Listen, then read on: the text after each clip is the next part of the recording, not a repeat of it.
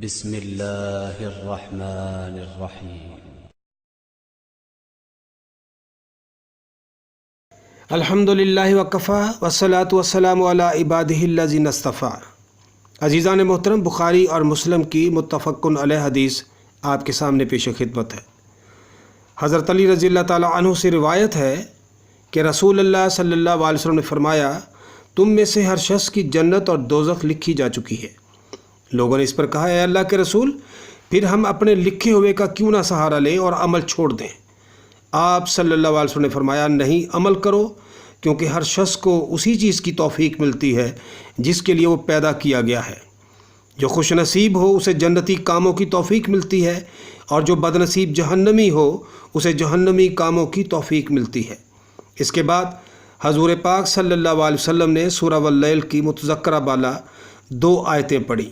فَأَمَّا مَنْ أَعْطَى وَاتَّقَى وَصَدَّقَ بِالْحُسْنَى فَسَنُيَسِّرُهُ لِلْيُسْرَى وَأَمَّا مَنْ بَخِلَ وَاسْتَغْنَى وَكَذَّبَ بِالْحُسْنَى فَسَنُيَسِّرُهُ لِلْعُسْرَى۔ ان کا ترجمہ ہے، جس نے مال خرچ کیا اور تقوی کی راہ اختیار کی اور بہترین بات کی تصدیق کی یعنی اسلام لایا، تو ہم اسے اچھی زندگی یعنی جنت کی توفیق دیں گے، اور جس نے اپنا مال دینے میں بخل سے کام لیا اور اللہ سے بے پرواہ رہا اور اچھی زندگی کو جھٹلایا، تو ہم اسے تکلیف دینے والی زندگی یعنی جہنم کی توفیق دیں گے۔ عزیزان محترم، یعنی اللہ تعالیٰ کے ہاں یہ بات طے ہے کہ آدمی اپنے کن اعمال کی وجہ سے دوزخ کا مستحق ہوگا اور کن اعمال کی وجہ سے جنت میں جائے گا۔ اللہ نے اس تقدیر کو بڑی تفصیل سے قرآن کریم کے اندر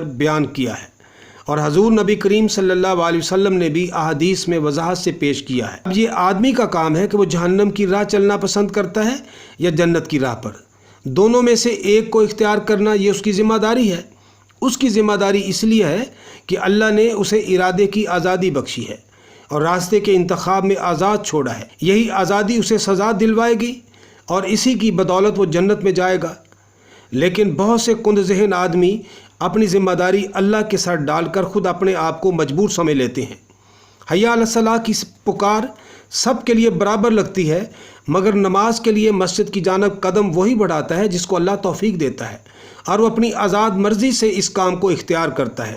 جہاں تک ان لوگوں کا معاملہ ہے کہ جو حی علی الصلاۃ کی پکار سننے کے باوجود دنیاوی مشاغل میں مصروف رہتے ہیں، تو وہ بھی اپنی آزاد مرضی سے اس بات کا فیصلہ کرتے ہیں، اور دراصل اس کی نافرمانی کی وجہ سے نیکی کی توفیق بھی سلب کر لی جاتی ہے۔ وآخر دعوانا ان الحمد للہ رب العالمین۔